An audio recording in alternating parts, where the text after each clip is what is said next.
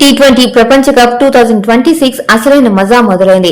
భారత్, శ్రీలంక సంయుక్తంగా ఆతిథ్యమిస్తున్న ఈ మెగా టోర్నీలో ఈసారి ఆట కంటే ఎక్కువగా మైదానం బయట జరుగుతున్న రాజకీయ పరిణామాలే హాట్ టాపిక్ గా మారాయి.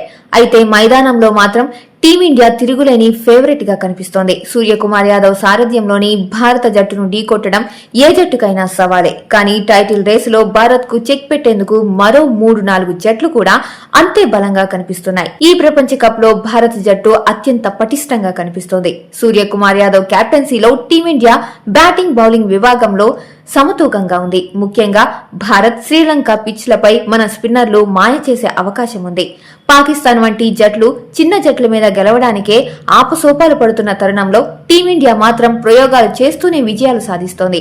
ఫిబ్రవరి 7న కొలంబోలో నెదర్లాండ్ పై పాక్ అతి కష్టం మీద గెలిచిందంటేనే వారి ఫామ్ ఎంత దారుణంగా ఉందో అర్థం చేసుకోవచ్చు. భారత్ తర్వాత అత్యుత్తమ బౌలింగ్ దళం ఎవరి దగ్గరైనా ఉందంటే అది దక్షిణాఫ్రికా దగ్గరే. ట్రావిస్ హెడ్, గ్లెన్ మార్క్స్వెల్ వంటి హిట్లర్లు చెలరేగితే ఆపడం కష్టం.